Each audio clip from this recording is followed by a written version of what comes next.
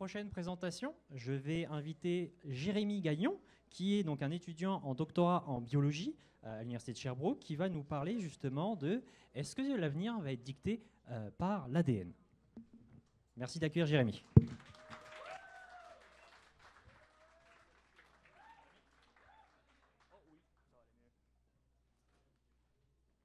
Super, bonsoir tout le monde. Donc aujourd'hui, on va parler d'une question très importante. Est-ce que vous pensez que notre futur sera codé en ATCG?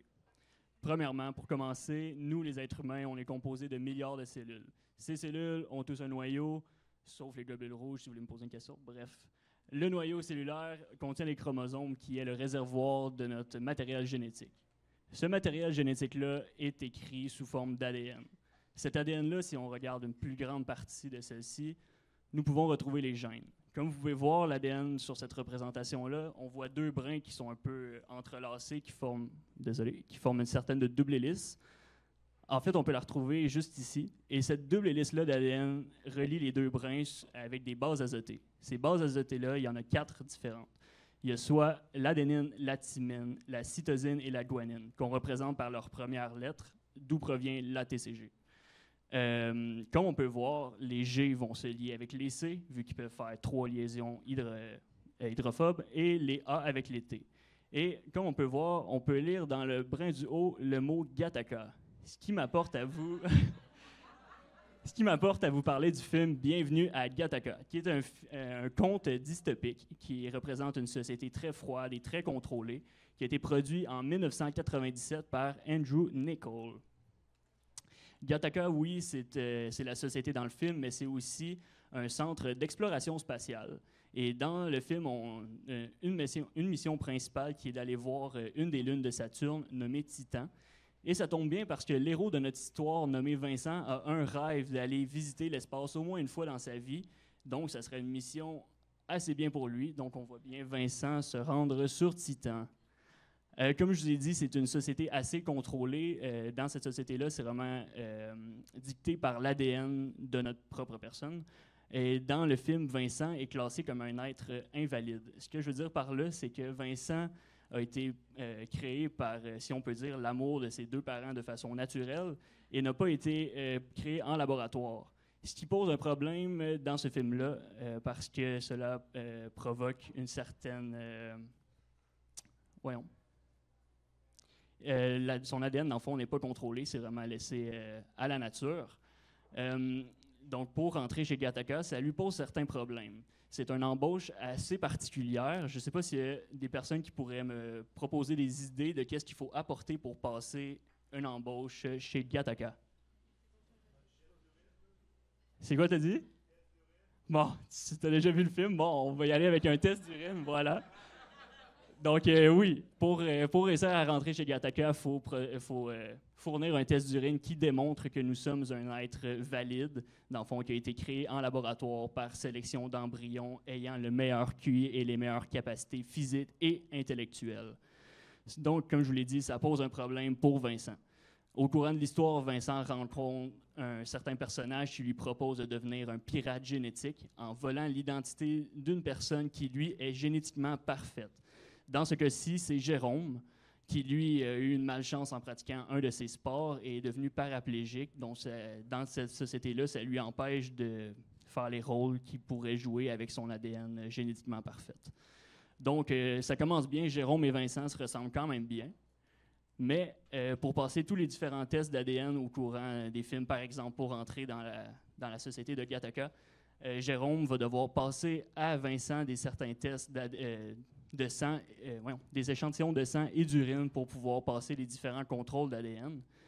De plus, Vincent est un peu plus petit que Jérôme, donc il va devoir subir un agrandissement des jambes. Oui, c'est vraiment faisable. Si jamais vous trouvez que vous êtes un peu petit ou petite, ça peut être une option pour vous si jamais. De plus, Jérôme va fournir à Vincent certaines patchs de doigts, si vous me permettez, avec des petites gouttes de son propre sang pour que Vincent, lorsqu'il rentre dans certains endroits contrôlés, puisse passer les tests d'ADN qui ressemblent à celui-ci, qui est un peu comme un test de diabète. Donc, avec ces certaines patchs de doigts-là, Vincent va pouvoir passer ses contrôles. Mais là, on parle d'identification d'ADN instantané pour savoir si nous sommes un être valide ou invalide. Ce qui pose quand même un problème dans la vraie réalité et qui est surtout de la fiction. Parce que pour faire du séquençage d'ADN, nous avons besoin justement de l'ADN, de la préparer dans un sens. Si nous voulons voir l'ADN qui est présent dans le sang, il va falloir extraire l'ADN de celui-ci, la préparer pour qu'elle puisse rentrer après ça dans un séquenceur de différentes sortes, et ensuite extraire ces résultats et les traiter de façon bioinformatique pour obtenir la séquence d'ADN exacte représentant cet échantillon. Donc encore là, est-ce qu'on peut vraiment faire un test d'ADN qui nous donne un résultat de façon instantanée? Non. Si on regarde une des technologies qui est les plus rapides, qui est faite par la compagnie de Oxford Nanopore Technologies, pour ceux qui connaissent, ça prend au moins une journée de travail en laboratoire pour justement préparer l'ADN, la faire passer dans le séquenceur et traiter le résultat pour avoir la séquence d'ADN exacte. Aussi, dans le film, on voit des fois des tests qui sont faits avec les empreintes digitales. Oui, les empreintes digitales, c'est unique. On peut les référer à une personne selon les bases de données et tout. Mais est-ce qu'on peut vraiment savoir, avec une empreinte digitale, si on a des très bonnes capacités physiques ou intellectuelles? Pas vraiment. Donc, encore là, un petit écart par rapport à la réalité. Aussi, oui, l'ADN, ça peut être choisi lors des tests, lors des fécondations in vitro. Mais encore là, l'ADN, c'est vraiment un point de départ. Tout au long de la vie, il va y avoir une modulation épigénétique qui va contrôler l'expression des gènes sans toutefois changer la séquence d'ADN. Mais cela va changer par rapport à tout ce qu'on fait au courant de notre vie, par rapport à l'environnement dans lequel on est, selon les médicaments qu'on va prendre, la nourriture qu'on va manger, le nombre de sports qu'on fait, peu importe, notre situation sociale, monétaire, bref, peu importe. Donc, vraiment, l'ADN, oui, c'est un point de départ, mais ça va vraiment changer. Aussi, comme je vous ai dit, Jérôme est un être génétiquement parfait qui a été conçu en laboratoire en sélectionnant le meilleur embryon possible. Mais dans la vraie vie, est-ce qu'on peut vraiment faire ça? Est-ce que c'est vraiment éthique de faire ça? Pas vraiment. Oui, il peut y avoir certains diagnostics préimplantatoires qui peuvent être faits dans ces manipulations-là. On peut, oui, regarder s'il y a certaines prévalences pour avoir des maladies génétiques rares, mais encore là, est-ce qu'on peut vraiment se dire « Ah, cet embryon-là va être vraiment plus intelligent que l'autre ». Pas vraiment. Dans le film, on voit aussi des modifications de génome. Oui, dans la vie, ça peut être fait, modifier des gènes et tout. On fait ça particulièrement avec les ciseaux moléculaires nommés CRISPR. Dans le fond, ça, c'est des ciseaux qui vont venir couper à un certain endroit dans l'ADN selon un guide qu'on lui fournit.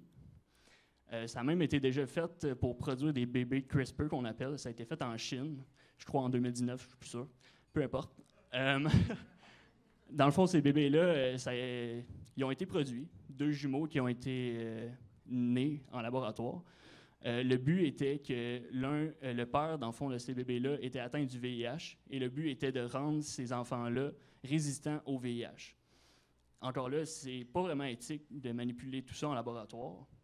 Ça a créé beaucoup de controverses dans le milieu scientifique et les effets sont vraiment encore incertains. Oui, les ciseaux moléculaires peuvent aller couper selon un guide dans l'ADN, mais les ciseaux ne sont pas nécessairement 100% efficaces. Est-ce qu'ils vont venir couper vraiment dans toutes les cellules de l'être humain?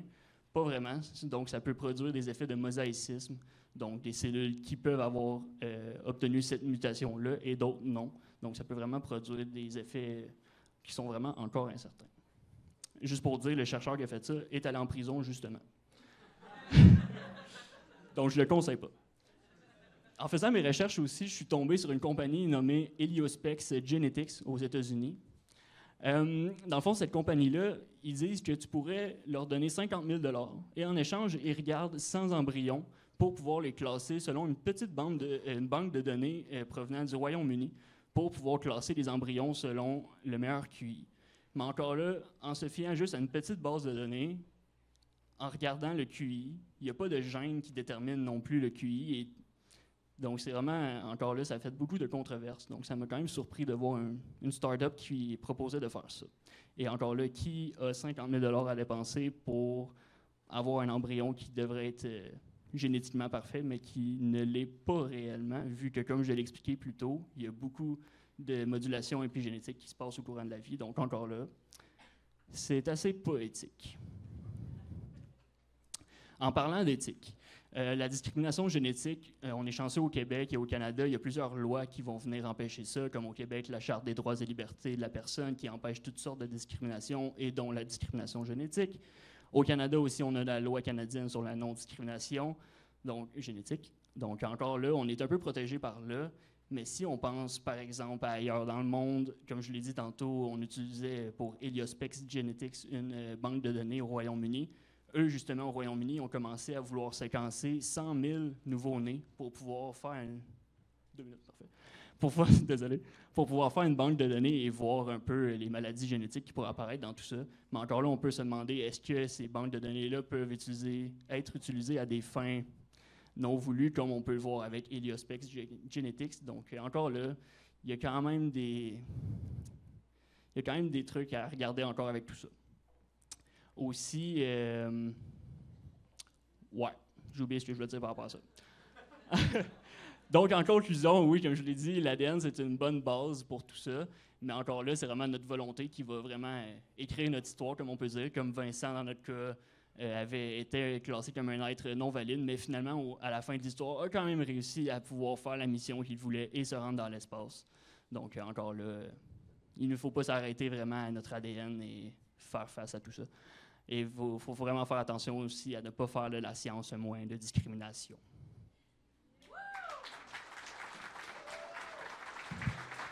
Merci pour la présentation. Est-ce qu'il y a des questions dans la salle? On a une là-bas? Vas-y, répète juste la question, s'il te plaît.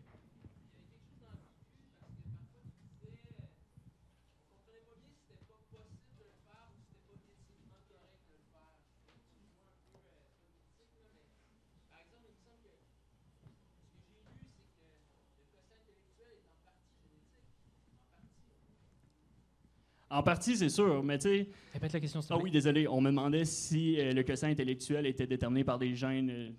Corrige-moi si c'est pas correct, là, mais dans un sens, oui, ça pourrait être possible de pouvoir comparer, comme je l'ai dit, avec des bases de données et tout, mais dans un sens, quelqu'un qui naît, qui a un ADN qui lui dit théoriquement qu'il pourrait ne pas avoir un bon QI, puis finalement, il passe sa vie dans les bouquins et devient super intelligent, on voit qu'il y a vraiment une différence faite à partir de ça, puis il ne faut pas vraiment se fier à notre point de départ qui peut nous être déterminé dans un sens. Fait que, ouais, je pense que oui, dans un sens, ça pourrait être fait.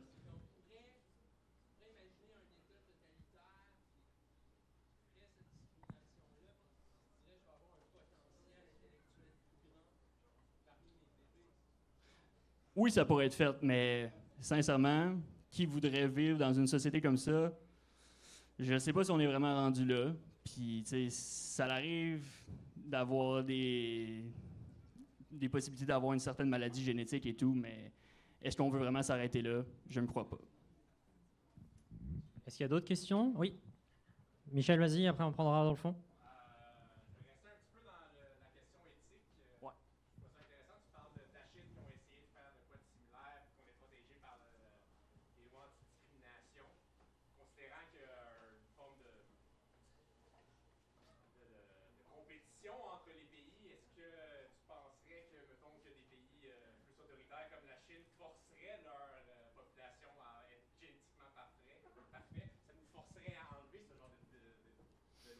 Donc là, on me dit comme question, si, admettons, on compare, par exemple, qu'on prend la Chine et les États-Unis pour faire un petit rappel à ce qui se passe en ce moment, est-ce que la Chine pourrait se dire, on veut vraiment classer notre population pour avoir les personnes avec la meilleure capacité génétique?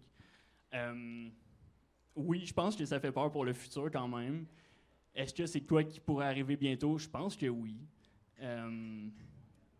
Si on regarde, je viens de me rappeler ce que j'ai oublié de dire tantôt, mais par rapport à tout ça, si on pense, mettons, aux assurances-vie, quelqu'un qui magasine ses assurances-vie, puis il se fait demander « as-tu déjà eu des maladies dans tes ancêtres et tout? » Puis là, on se fait charger une prime vraiment plus élevée et tout. Il pourrait y avoir certains désavantages comme ça qui seraient faits à des personnes qui ont une moins bonne chance côté génétique dans un sens. Je pense que oui, dans des pays totalitaires comme ça pourrait être fait, mais encore là, c'est vraiment pas éthique, puis... Encore là, il y a beaucoup de lois qui pourraient venir contrer ça et tout, mais encore là, c'est assez complexe comme sujet. Ouais. On a une dernière question dans le fond au micro, Su. Oui. Bonjour, merci pour ta présentation. Et tout à l'heure, tu parlais des facteurs épigénétiques. Est-ce que c'est quelque chose qui est indépendant de l'âge, dans le sens où si quelqu'un a 20 ans, on fait un contrôle entre guillemets de l'ADN, il a des bonnes hygiènes de vie, et à 30 ans, il y a eu une amélioration? Est-ce que c'est possible et comment ça se mesure? C'est une bonne question quand même. Comment ça se mesure? Ça reste à voir. Comme tu le dis, si quelqu'un change son hygiène de vie et tout, et pousse son corps à avoir des meilleures habitudes de vie, est-ce que ça pourrait pousser à avoir une meilleure expression de ses gènes et changer un peu ses prédispositions? Peut-être, oui. Je ne suis pas nécessairement un expert là-dedans, mais je pense que oui, ça pourrait se faire dans un sens. Merci beaucoup. Si jamais il y a des personnes, je vois qu'il y a encore des personnes qui ont le bras levé, si vous voulez poser des questions à Jérémy à la fin, enfin après sa présentation et même, c'est l'idée du Bistro Brain, donc n'hésitez pas, je te remercie, n'hésitez pas à aller le voir, on peut l'applaudir pendant qu'il parle s'il vous plaît.